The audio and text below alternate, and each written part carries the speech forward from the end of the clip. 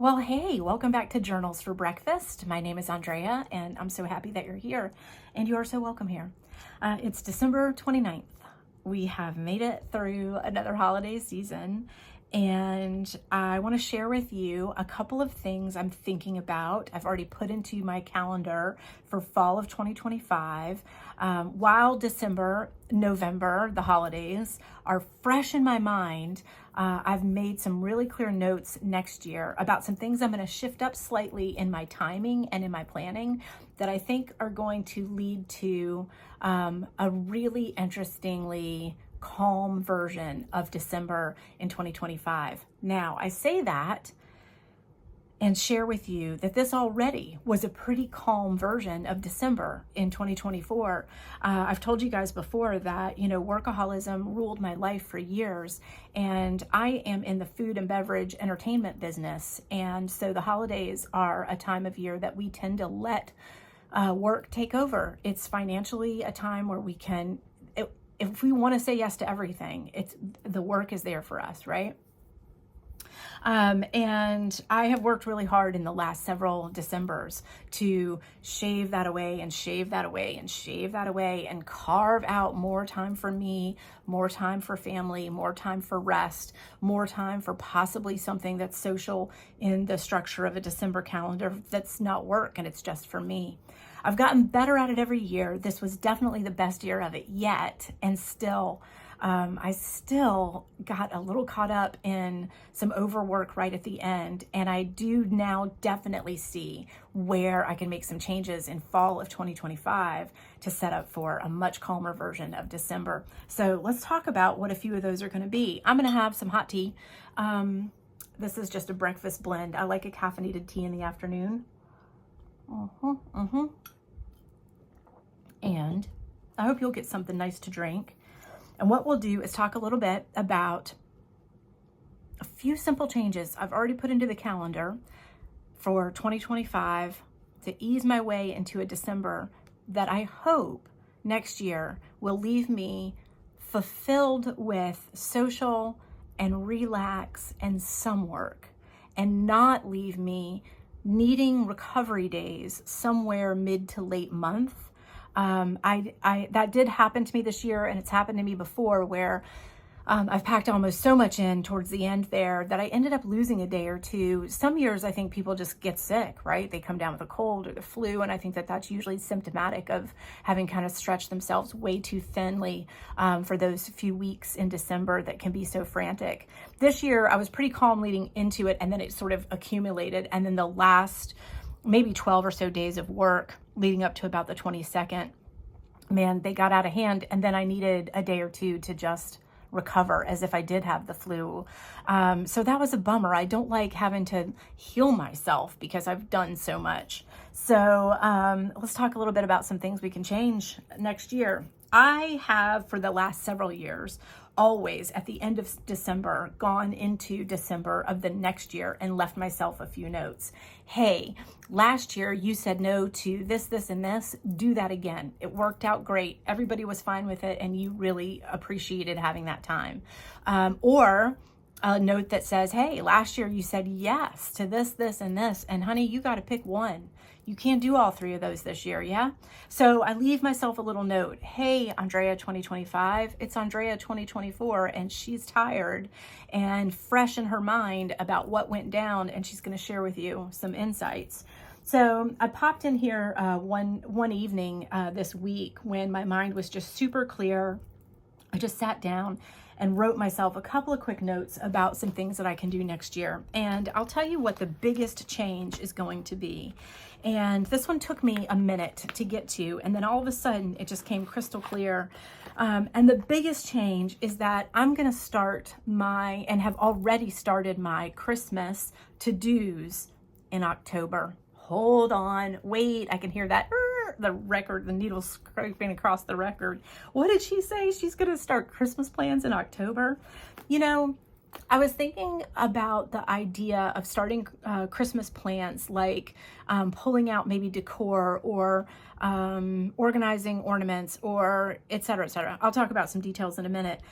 And I was thinking, why do you feel so sort of like, ugh, kind of creepy, kind of guilty about starting that as early as October? And I think to myself about the language that I've heard over my lifetime about too soon, right? The stores are playing Christmas music and it's one day after, Labor Day, or the stores are loaded with Christmas ornaments and we haven't even gotten to Halloween yet. And when I started thinking about those sort of condemnations of starting Christmas too early, I realized I've only ever heard that in context to shopping, to the commercialization of Christmas, to the capitalizing on earning money by promoting Christmas too soon, and therefore earning money around Christmas too quickly. And therefore giving the stores time to earn money around Christmas instead of for 3 weeks, for 3 months.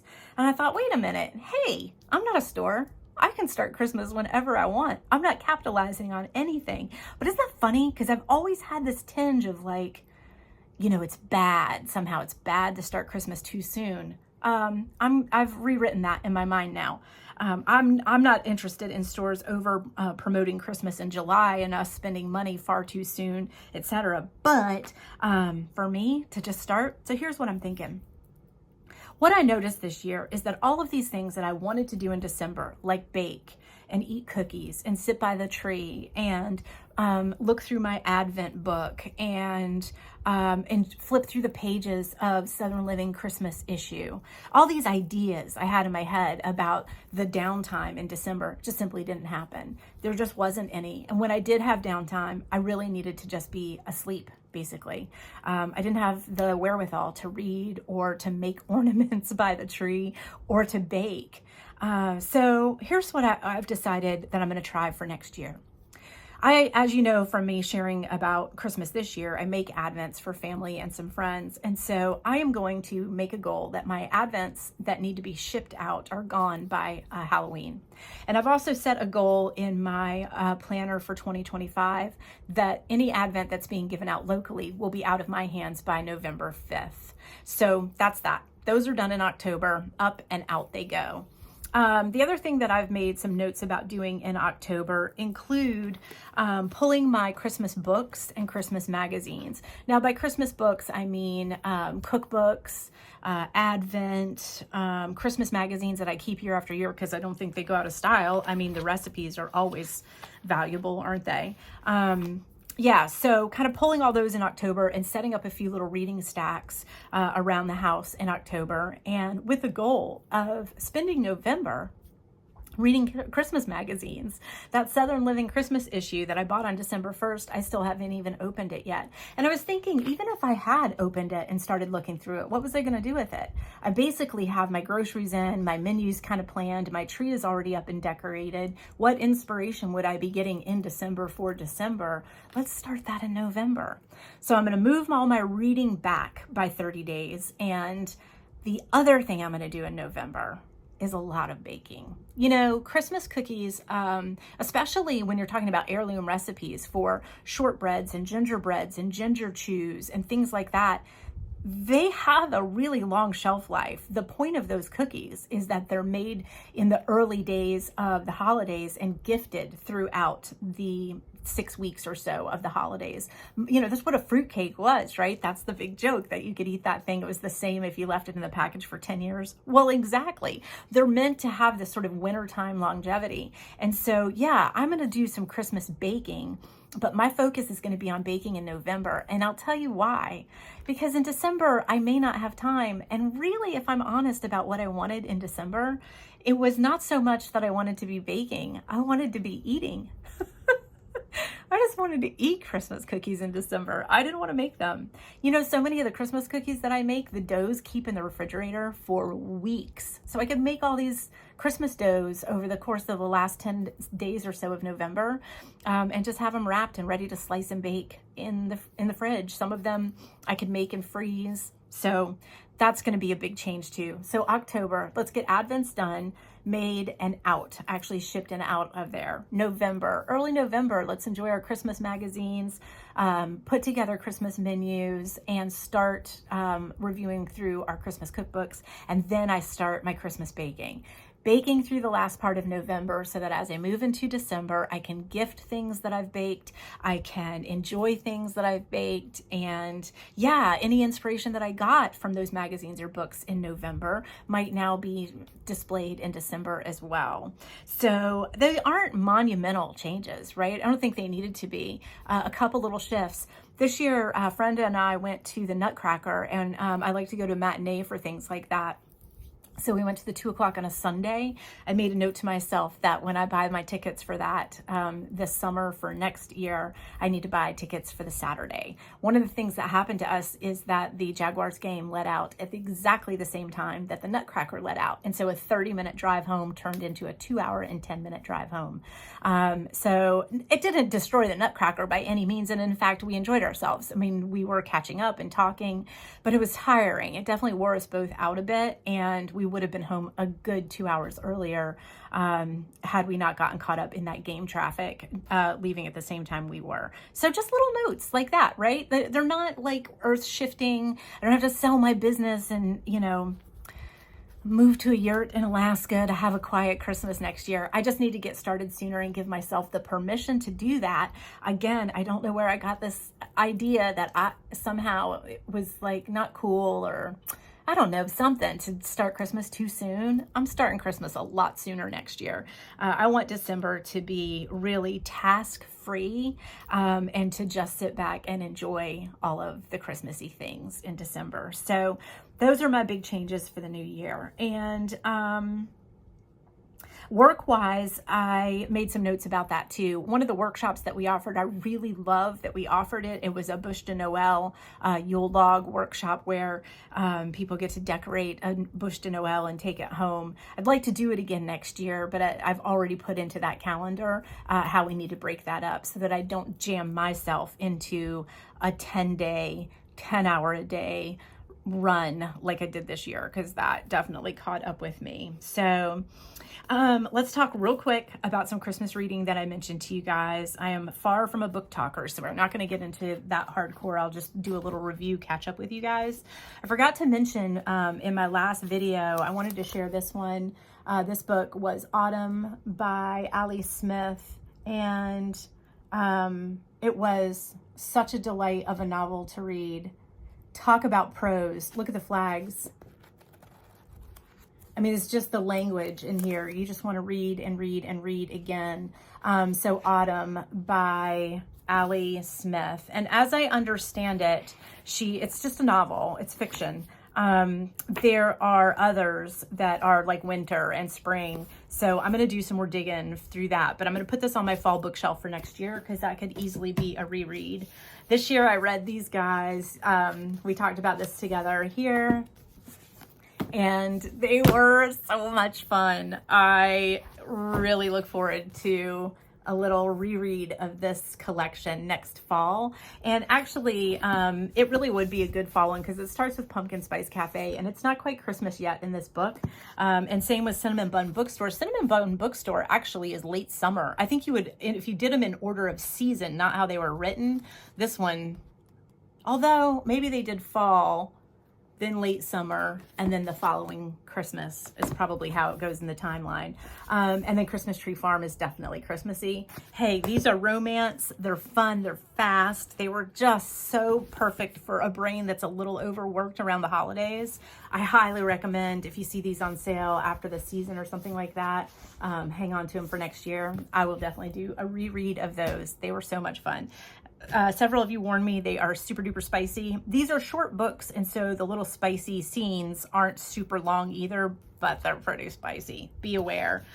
I finished another book that I just figured I'd share really quickly, which was the last book in the Outlander series. So what happened with this is that this book is broken into, I think, 5 parts, and I read parts 1 through 4, and then stopped at part 5 and picked up these guys for my little Christmas reading, and then came back this week and finished out part 5, which turned out to be, I mean, maybe another 150 pages or something, and finished the Outlander series finally once and for all.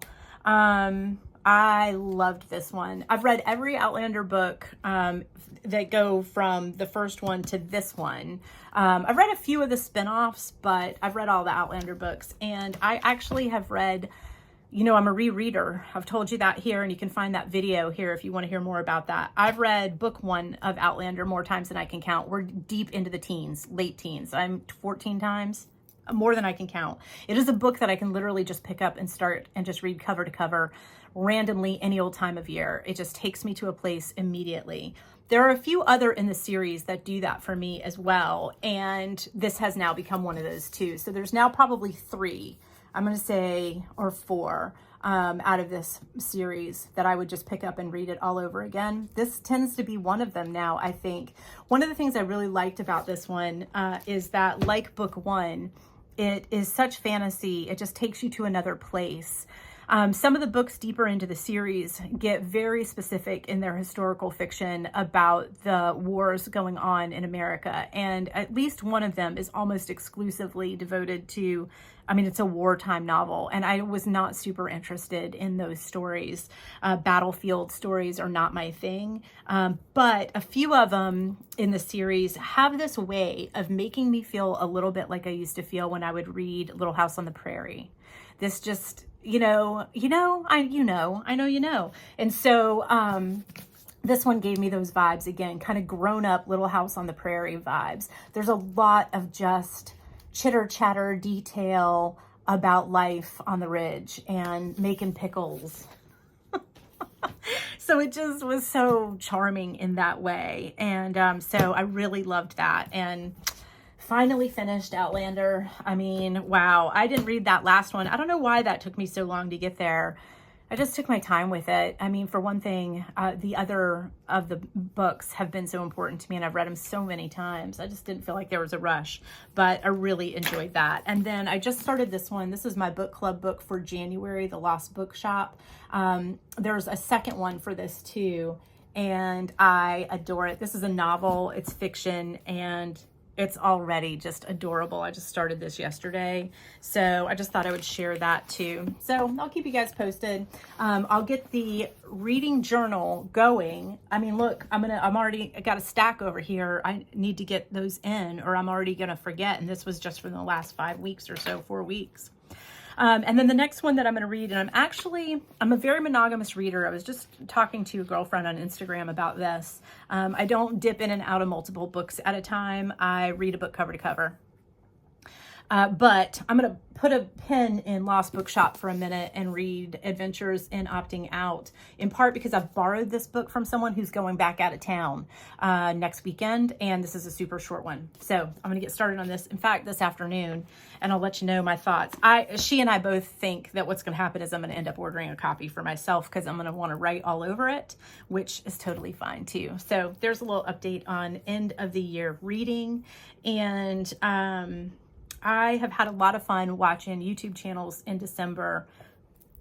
The Vlogmases that I watch every day that I don't miss, of course, you know, Sandy by the Lakeside, and then also the Chelsea Yarns Vlogmas. There are many to watch. There's another one that I watch out of the UK that forever has been called Tales from Cuckoo Land, and Gaina is who runs that one, and she has now started a second YouTube channel. I think she's keeping Tales from Cuckoo Land specific to her knitting podcasting, and then I think Gaina Jane is the new channel, and that's where she did her Vlogmas this year. I've watched her Vlogmas every year for, well, at least the last 5 years. So I watched Gaina Jane, and then I also watch Ollie and Bella, also out of the UK. She did maybe 8 Vlogmases this year. She didn't do one every single day, but she did more than one a week. Really fun. So I had a lot of fun Christmas viewing and a lot of fun Christmas reading this year. And so that was all really nice stuff too. I'm curious to know if you did some Christmas reading, and if so, what. I was over at the bookstore the other day, and oh my gosh, there's just so many, aren't there? So it's going to be fun to collect up some things for next year's Christmas reading also. So I'd love to do a little review. Let's take a look at some things that worked really well in the world of journaling and planning for me this year, the things that I'm going to take forward with me into 2025, and the things I'm changing. And a funny little thing I've got in here is something that I actually super duper totally loved and only did one time. So I'll show you that because that is going to go forward with me into 2025. I'm just going to make a point of doing it weekly. I'll tell you what that one is in a minute, so that's fun. So we're gonna move to an overhead and I'm just gonna do some flip throughs. This is a great time to get that hot beverage, sit back, get your crochet or your knitting or your collaging, or if you're gonna do maybe some watercolor, just swatches of color, some mindless painting. You can glance up occasionally, I think, at the screen and see some of the overviews that I'm shooting, and I'll just be talking our way through it. So I hope you enjoy. I'm super happy to be back, and yeah, let's see what these overheads look like. Okay, so a quick update on something I tried this year, which was a Christmas journal. I shared with you guys my plans for this, and I really enjoyed it. I've got information about the embroidery advent here, so I can reorder that. I actually have some info to slide into that little pocket there, but I have it out right now because I need it for a project I'm doing. I took some little Christmas notes about my month. I left myself a place to do some little Christmas watercolor, which I probably still will go back and do. And just to add some cute little things here and there. A note about some ornament purges that I did and ideas for next year. These were little stickies and labels that came off of my advent calendars. One of the things that I did, you know, this came from a card that somebody sent me. I just tore that pretty piece off of that card. It was such pretty paper. One of the things that I did was create a little Nutcracker notes situation. Look at that cool Nutcracker sticker I found. And so I put a seating chart in here with some Nutcracker stickers for the journal next year, and I will gift one to my friend that goes with me next year. And seating chart is in here, so I know where we want to sit next time. We eyeballed out a better spot than where we were this time. And then some notes about the fact that I want to do that on a Saturday this year instead of on Sunday, and why. And then, yeah, notes to me. Next year, some simplifying at the studio, as I've already mentioned earlier. Some good things about this year. Yeah, so just kind of some collage-y stuff and whatnot. I have more that I'd like to stick in here, but this little notebook from Hobonichi was not very big, and so I'm not sure what I'll do with this back half of it. I actually ordered some plain journals for my shop, and one of them has kind of a hunter green sort of woodland look to it. It's beautiful, and that's definitely going to end up being my Christmas journal for next year. So I'm not sure how I'll adjust that, but the Christmas journal concept, on point. I love it, and I will take that with me into the new year. The next absolute going into the next year, of course, is my happiness tracker. And we can do a little flip through of the collages in this if you'd like while I talk about happiness tracking. And somebody asked me something the other day about happiness tracking that they misunderstood, which was, they were like, yeah, you know, I like monthly tracking of things to kind of see what I can get done in a month. And I asked her, I said, do you realize that the tracker that I use, the items that I'm talking about tracking for joy and for happiness are daily? And she was like, yeah, but there's a lot of them. That's not, you don't get those in every day. Yeah, I sure do. Or at least I sure try to. That's the idea. So this is what we're talking about, is this list. Do you see this list that I write every month? My hope is that every single one of these happens every single day of my life in some form, right? That's what I'm tracking. Because I do have, you know, more of an annual tracker or a monthly tracker for bigger tasks and chores and goals and things like that. But this is every day. As often as I can have every single one of these bricks filled. Actually, they don't go crosswise. That looks like it didn't do anything. They come down. See, this way. This is a single day. So as many as these bricks fill as I can fill in a day. Smile at someone, eat a treat, post a tip, do a little YouTube time, learn something new, laugh out loud, hydrate. These are things I do every day if I can, that bring me joy. And so Then in between them, I do these little collages.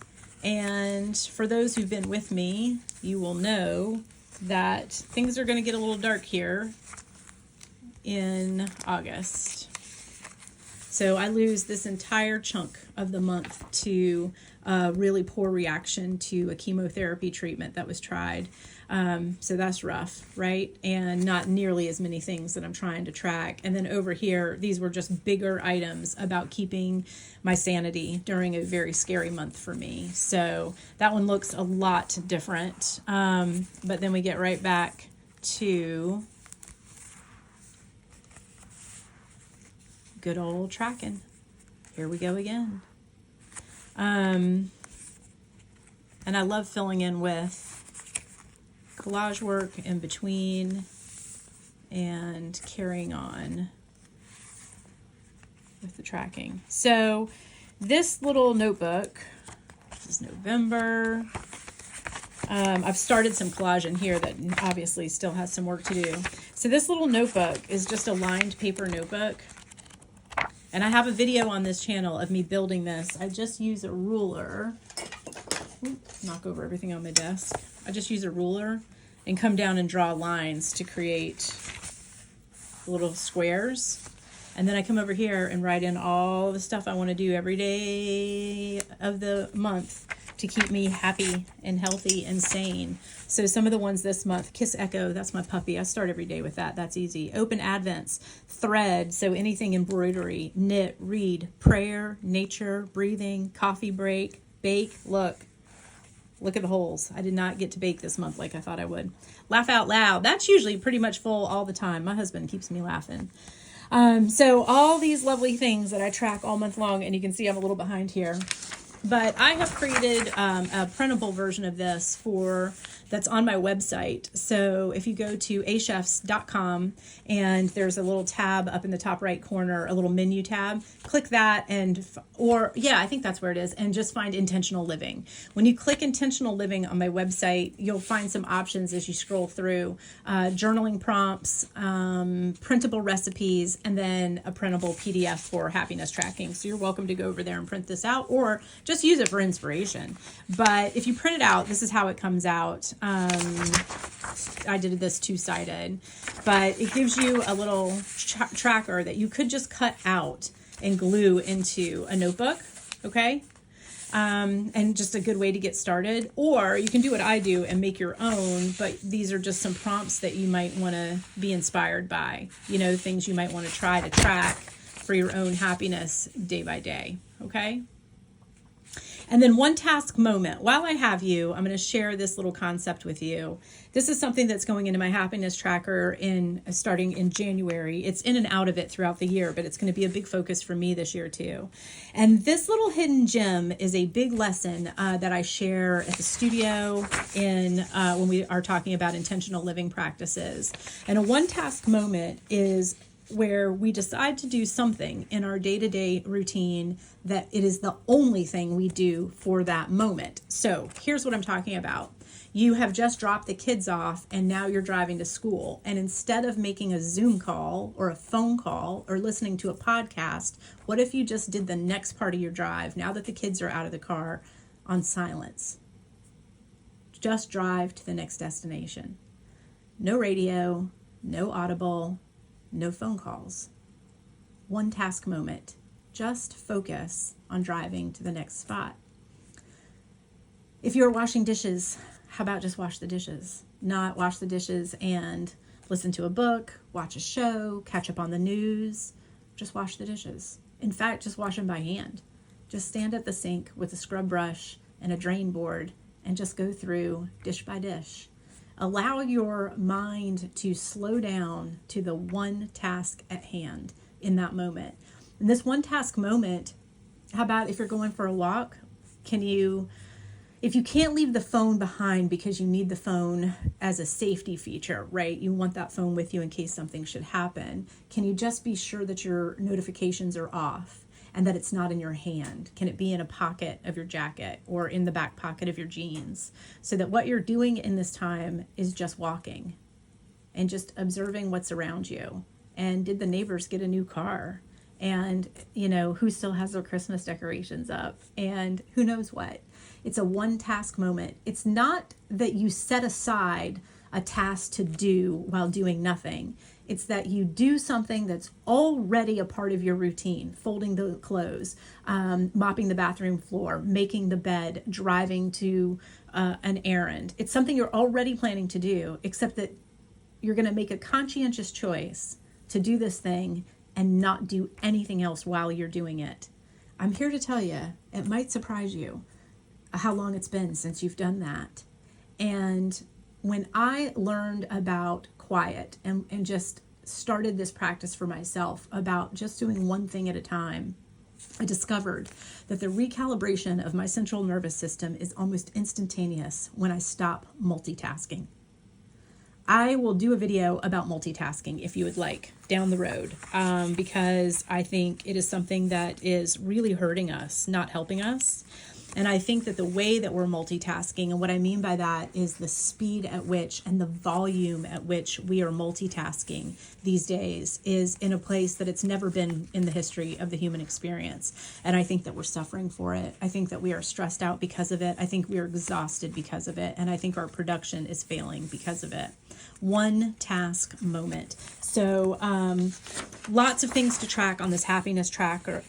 Text a smile, read, hydrate, eat well, laugh out loud, facial, garden time, vitamins. There's lots of stuff to track. But a one task moment is just, did you pause and do one thing that was already on your schedule today, but did you do it quietly and not multitask while you did it? So happiness tracking is staying for 2025. I don't intend to change very much about it. Just keep that going, and the one task moment idea. So let's talk about something that I tried that I loved, but I didn't keep up with. And so I want to get into the routine and keep it going. Okay, I have a stack of Oracle and Tarot decks that I'm pulling over here. And I've talked to you about these before. I love these Oracle and Tarot decks as journal prompts. So I will just grab a card on a day that my own brain isn't seeming to fire up a thought very easily. And I will grab a card and I will look up its meaning in the little booklet that comes with it, and use the words that are shared there as a little journal prompt for myself. And if I do use something in this book, I typically will put down the date that I pulled that card and what spoke to me in that moment, and write some little notes in there too. I have several of these decks. I do not tell fortunes with tarot cards. I just use them as a point of, like I said, prompt. Some journals come prompted and some do not. And when I'm working with a non-prompted journal, I'm having a hard time getting this deck out. This is really another very cool one, Luna Soul Tarot. So I have several of these decks. So I just sort of see what's speaking to me in the moment.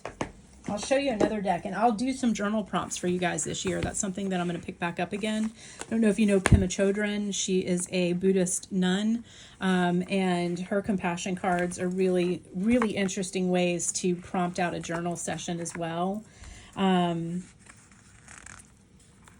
Sending and taking should be practiced alternately. These two should ride the breath. She has a beautiful way of putting down just Buddhist tenets and thoughts and concepts in a very relatable and easy way to sort of bring into your mind as well. So those work really well for journal prompts. And I showed you guys this earlier this year. I have this prompted journal that I've had for a while that, here's what's prompted about it. It tells you what to write about. Focus, today's mood, gratitude. I will let go of, I will celebrate. Well, one day I had a really good time and I also just collage right into these pages too. It's just how I function. But what I did was I pulled 4 cards, one for focus, one for gratitude, one for I will let go of, and one for I will celebrate. And I let the card be my prompt for that entry, what I'm going to focus on based on the card that I pulled, what I'm grateful for, what I'm going to let go of, what I will celebrate. It was so much fun to fill these in with these cards in mind. And then I just didn't do it again. And I don't know why. I never got back to it. This is the Wildwood Tarot. This one's really fun because it's just foresty and mystic. And I don't know, it just gives me all those mystic magic vibes. Look at that. This hawk is a big deal to me. I'm going to leave him out for a minute. That's funny that he just popped right up there. Three of Stones, Page of Bows. So just such cool artwork. And they have this very foresty, mysticky sort of feel. They give me all the Sarah Moss vibes, I guess, in some ways. So my fantasy reading comes to life. I have put into my planner for this year that there are some things I'm going to do on a very consistent basis, and I am going to make Monday my tarot pull Monday, and I'm going to pull 4 cards and fill these in, and I'm going to do that each Monday as my journaling practice. And I have a whole, easily I can get most of the year worth in this, just doing that. So I loved it. I don't know why I didn't get back to it, but this is going to make its way into 2025. No question about it. In fact, I'm starting it tomorrow morning. Tomorrow is Monday, and I am starting it then. I'll change the decks that I use, different tarot. I also have these oracle decks, like Keepers of the Light. These are so beautiful. Or Work Your Light. I do have one called Keepers of the Light as well. Where do you find these amazing mystic decks? Bookshops, Barnes & Noble. If you have an independent bookshop, they'll have them. So yeah, find these little oracle decks, and then they're just great guided journal prompts. I don't know that you need to get into 4 sections per day like I'm doing on my Monday one, but I really enjoyed that process. So I do want to bring that back. So this is going to make a return for 2025. No question about it. Okay, so another thing I'm going to bring into 2025, the hawk card is what made me think about that, is back to animal speak. I haven't messed with this book in a while, and it was a big part of my journaling practice in 22 and 23. When a animal presents itself to me multiple times, I pay attention. So if I see a hawk once, I don't really think a whole lot about it. If I see him 3 times, I start to say, what's up? And typically when I see an animal 3 or 4 times, I'll see him 10 times in the course of 10 days. Now, yes, I do understand some of this is about migratory animals appearing at certain times a year, but I'm here to tell you that every once in a while, an animal will show itself to me again and again and again. On the highway, at a traffic light, while I'm in the neighborhood, walking on a marsh, walking in a subdivision. It doesn't matter where I am. They just keep appearing and appearing and appearing, the same bird over and over and over, or whatever the animal may be. And one of the ones that presents itself to me all the time is the hawk. And then it won't for, spells of my life. And then there's spells where I cannot stop seeing hawks absolutely everywhere I go. And this book, Animal Speak, a friend of ours, Paula, taught me about this book. So this book, you can look up an animal that has presented itself to you and read all about it. And what I wrote here was whoa. Whoa. When I started reading about the hawk presenting itself to you and why a hawk would present itself to you and what the hawk can symbolize, what that can mean in your life, the type of hawk, it just has always been so interesting to me that he appears at times of transition and change and empowerment for me. And so I'm going to be paying much closer attention to animal speak, especially because I spend so much time in nature now, and just looking some of these animals up that present themselves to me repeatedly and getting those into my journals. So that's going to make it, that's an oldie coming back, a practice I loved that's coming back in. Another one that's going to hang around, of course, is the good old pocket brain.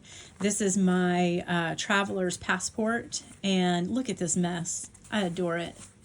I absolutely love all these pages that are just covered. I am running low on the weekly insert. I'm down to my last few weeks here, so I need to reorder my weekly insert, where they're just blank Monday through Sunday, and you just write in the day of the week, and what you got to do. And I really love that, but I'm down to just the last couple pages in there. So I need to reorder. I thought I might have a blank one back here, but I don't. So, and then this is also my just brain dump to-do list.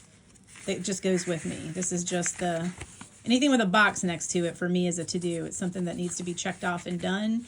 Excuse me. And I do these on this grid paper. I buy 3 packs of those, and then I just slip those in here. They are Traveler's Passport grid notebooks. And then the other thing I have in here are this craft paper book. And what I've been using this for is where I write down the good stuff. And the good stuff is a little different to me than gratitude. The good stuff are those just little snippets in life that we just remember and can just draw to mind every once in a while, like you know, a new purse or the smell of a new leather bag, fresh fall air, oyster beds. We're all gonna have something, clean sheets, new pajamas.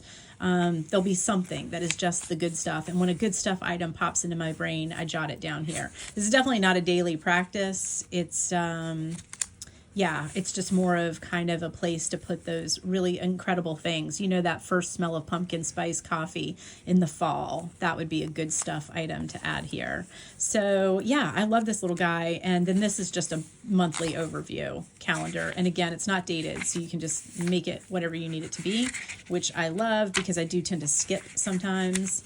And then little pockets for treasures and sticky notes and etc. So this little pocket brain never leaves my side. He is basically a security blanket.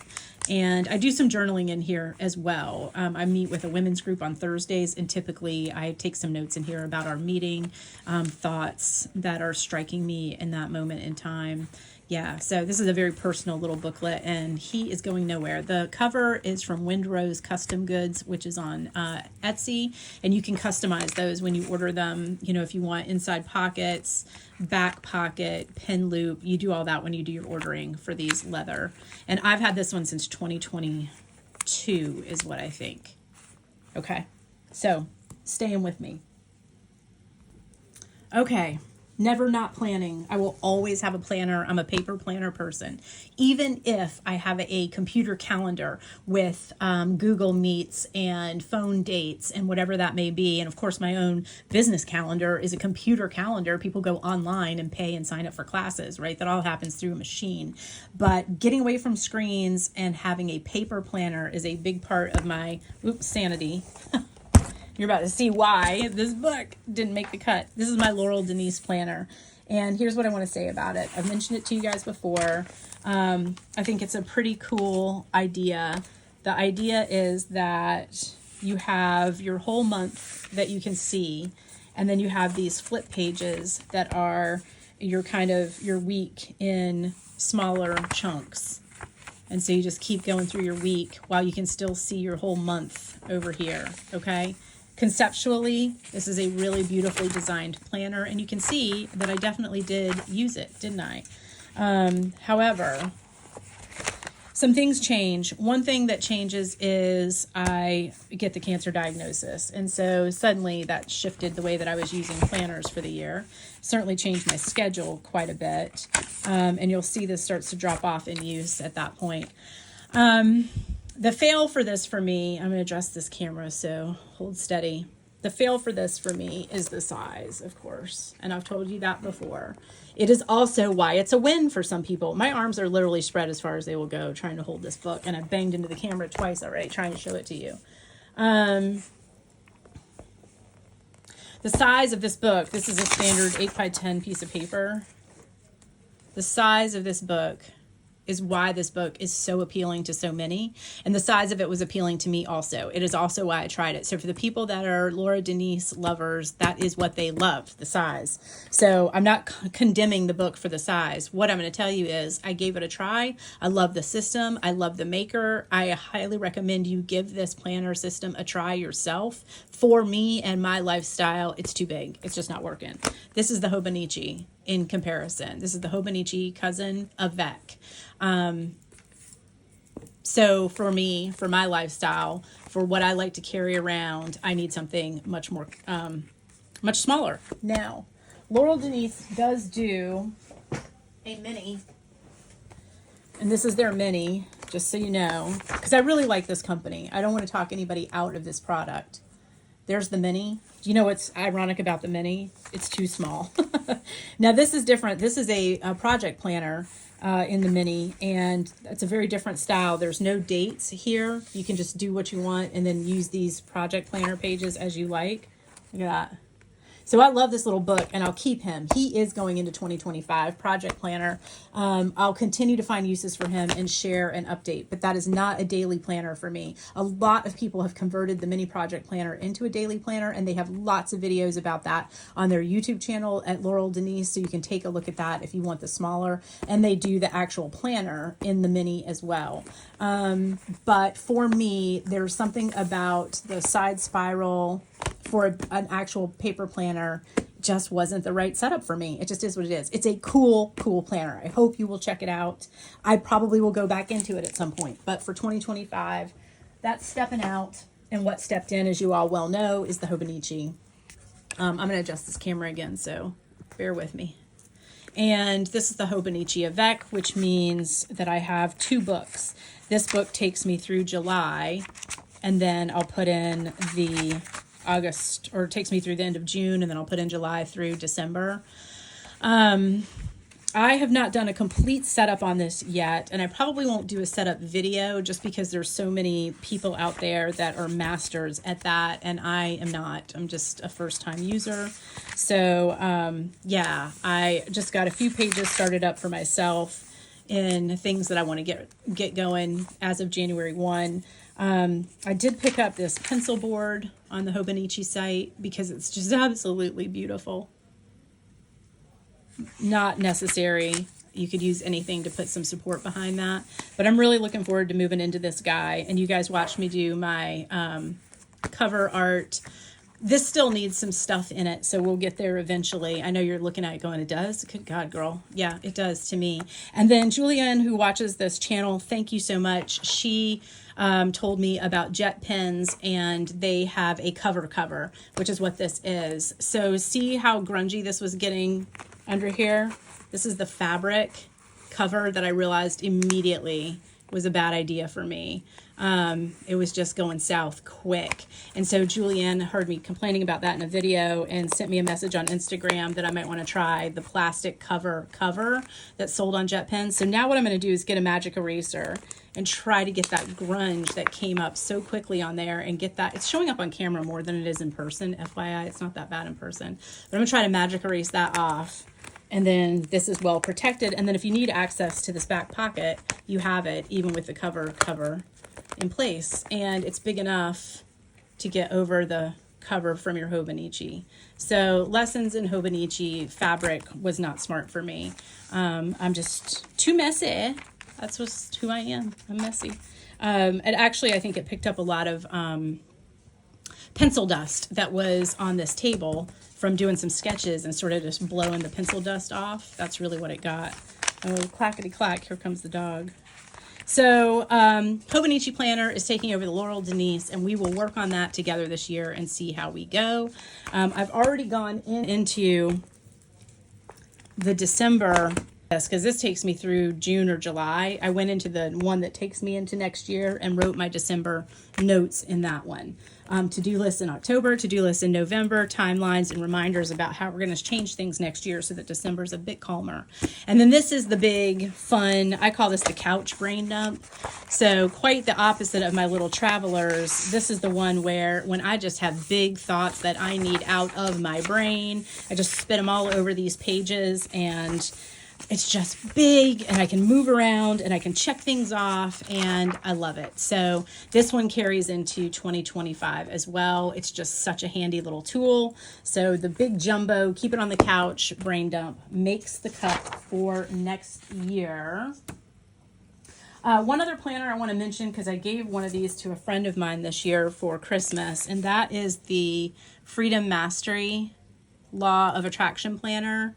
These are really reasonably priced, and this was my planner for years and years and years, even though I kept a computer calendar planner for all my stuff, right? This one just was where I could do some daily journaling. And what I love the most about this planner is they do a monthly at the beginning, so you can do your whole monthly view. But check out the end of the month. That's the big sell for me. At the end of the month, there's this whole prompted monthly review for you that's already in. You don't have to come up with what to think about your month. They're going to ask you the questions. That is a cool tool. So Freedom Mastery, I just wanted to mention them as planners. They do a vertical spread, as you can see. You get your whole month, but then your vertical weekly. I really, really loved this for a long time. It was just time to change pace. I'd done this for so many years. So I switched to the Laurel Denise, tried the Laurel Denise this year, and now I'm moving over to the Hobonichi. Who knows? Maybe I'll end up back at the Freedom Mastery one day. Who's to say? Okay, a new addition to 2025 lineup is Simple Abundance. And I read the opening about this and couldn't believe that I missed the boat. But I also kind of could believe that I missed the boat. This has been out for quite some time. I am very late to the party. But to be honest, you guys, I'm always late to the party. I live kind of in my own little world. And I've never been one who's been, like, I don't watch the Today Show. I don't keep up with Oprah Winfrey. So, you know what I'm saying? I'm gonna miss the bus on a lot of pop culture type things, I guess is what I'm trying to say, because I've just never been a follower. And then in 2000, I got so focused on my culinary career and that's it. You know, for the next 4 or 5 years, I built that business and then opened my brick and mortar in 2007. And from there, life was a blur. So what was happening out in the real world, I had no idea about. I'm slowly getting myself back, feet on the ground. And man, I missed the bus on this, but I'm here now. So I'm saying that because I think a lot of you are looking at this book going, I bought that in 1996, ding dong. Yeah, you probably did. But this is a new revised version. And I loved reading her opening. I loved reading how she got this up and out into the world and why she got it up and out into the world. You want to talk about the original intentional living guru. Here she is. This is what she was talking about even back then. It is becoming a trend, intentional living. And I am riding that wave both through my offerings at my business, how I've changed my business offerings. What I mean by that is the way that we're teaching and what we're teaching is focused on intentional living and intentional lifestyle versus on party classes and catering and things like that. I'm offering a new feature at work where I do a guided journal workshop in person in the studio space on Saturday mornings. That is in part all of this intentional living focus. Books like the one I showed you earlier in this video, Adventures in Opting Out by Kate Flanders. The trend is happening. We are all trying to slow down and be more mindful, take things one thing at a time, lessen the amount of distraction and the amount of noise. And Sarah Brednak was there long before me. So I'm planning to use this as a daily read to the best of my ability. You know, I don't give myself grief when I skip things like that, but I want to add this to my 2025 daily routine. So that's a new addition that has made the cut into. And yeah, I think basically that is the rundown. I think that's basically the lineup. Oh, and one more quick thing. The reading journal that is not done yet. I watched a bunch of YouTubers who make these incredible reading journals. Do you watch them? Holy cow, are they artists, right? The bookshelves that they paint and draw and oh my gosh. Anyway, I have a plan for how I'm going to get this done. So I'll show you guys that soon. I know I keep saying that, but these videos keep getting long. And I was more interested in doing a recap of what actually we did this year that we loved, that's going into next year, or what we tried this year that we didn't love that we're taking out for next year. As you can see, most of the stuff I did this year, is making it into next year. I'm still paper planning. I'm just using a different paper planner. I will always be a paper planner girl. That's never going to change. That was so important to me right from the get-go. I just never wanted my life to be linked into a computer or a phone. I was never interested in that. So I've never been the Outlook guru, the person who has everything, on her phone, look through, share appointments. It's just never been my thing. I wanted in pen and paper. I like to erase it when it doesn't happen. I like to comment about it when it's lovely. So yeah, paper planners will always be there, but just the style may change as we go. Oh, that was a lot, wasn't it? So, but it is a lot. I do a lot. I love a lot of different styles of expression. Create before we consume. That is that first 30 minutes of the day that I do something in this format. Work with my paper planner, look at an oracle deck, do a journal entry, tear up some paper for a collage, put stickers into a journal, whatever it may be, about half an hour before we look at a phone, look at a screen, turn on an email. Just create a bit before consumption. And the consumption for me that I'm referring to is generally screen time of any kind. Happiness tracking. I do it all day, every day. I start first thing in the morning. I come back and check in on it throughout the day. So I have my hands in a lot of pies. There's no doubt about it. But doing a little review to say, here's what worked, here's what didn't. It's interesting, not much didn't work, right? I still love paper planning and just changing the planner. That Laurel Denise, for reference now that I'm in front of you, it's huge. I don't want to say anything bad about these planners because they're cool planners. If you are a planner girl, you might really love this system. And her YouTube channel is so fun. So I can see you really getting into it. But it turns out that for me, at this place in life, this is what's going to work for me right now, size-wise. I mentioned in another video that I want to do the artist's way, and I still intend to work with that. That is meant to be, I think, a pretty deep dive daily focal journaling practice, and I won't be able to do that daily. I'll probably do that once a week. So what I did was jot down in my calendar kind of what I want to focus on specifically. And so daily practices, Sundays would be the artist's way. So Sunday is one of my quieter mornings for sure. And I think that's going to be the day that I crack open the artist's way and go with that. Then on Monday, the tarot 4-card prompted journal. Mind you, Mondays tend to be Sundays for me, right? I work on Saturdays. So if Monday seems like a weird day of the week to start something that's kind of a deep dive journal-y thing, I'm off on Mondays. So the 4-card tarot prompted journal journey will be on Mondays. And then Tuesdays, I'd like to do a big weekly review and check in on my planner. And then everything else from there just flows as it flows. I think Simple Abundance will be easy enough to do readings from pretty much daily. I'm very much excited about that. The book journal will probably be kind of twice a month on an afternoon when I have some quiet time, go in and get that piece together. And yeah, I hope you have a great rest of this month. I hope that you get inspired to take a few minutes and think about what was so right about your December or holiday season and what might need some tweaking next year, and make notes about it now. You'll be so glad that you did. 2025 December you will really appreciate 2024 December you putting some notes in that calendar down the road. And I mentioned that I have a lot of different oracle cards. This deck I didn't show you in the overhead. This is the Keepers of the Light. This one's beautiful. It has all these mystic characters. I keep saying mystic, but I think these are actually these are spiritual leaders and spiritual characters from several different sects of various religions and practices. So I really love that. It just brings this huge, broad range of what would be considered in some religions saints, leaders, monks, etc. So I really love this deck. I mean, like even mythology, Odin is featured in here for like Norse mythology.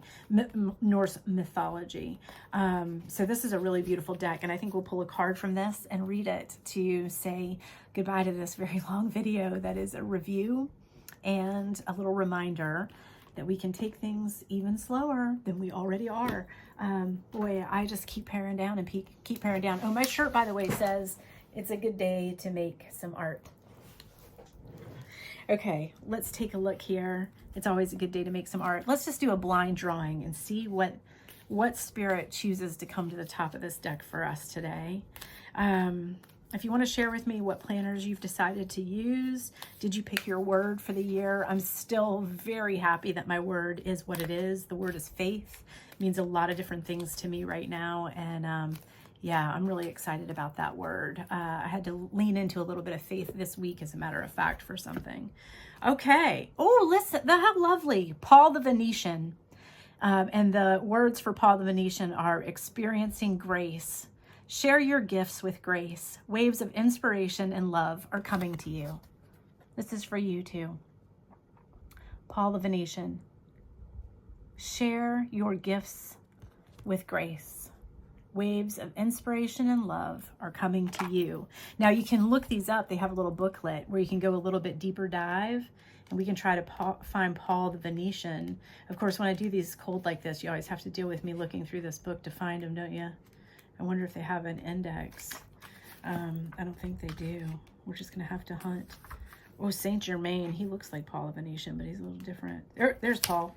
There he is. Paul the Venetian.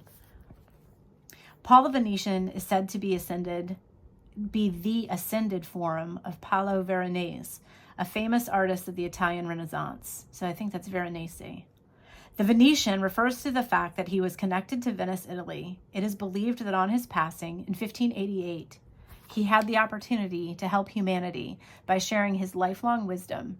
He is the keeper of the light who helps us accept our talents and hone our skills so that we can share the beauty of our soul with the world. He brings waves of good energy, grace, and encouragement, and works with all artists, musicians, designers, and anyone else who needs support in channeling their talents. His extended message: whatever creative ideas you are having at this time, they are inspired by the divine. Paul the Venetian is here to help you channel your gifts. You may have felt blocked or held back in the past, but now it is time to recognize how talented you really are. Follow your bliss and share your grace. Your creativity is a gift to the world, and as you share it with all those around you, you make space in your heart for goodness to enter. Recognize your gifts today and express your creative self in a way that suits you. And I think Paul the Venetian is a beautiful way to end this. I hope you have a glorious start to 2025. I thank you so much for joining me on this journey here so far this year. I cannot wait to see what we get into next year and experience grace and share your talents. And we'll look forward to seeing you next time.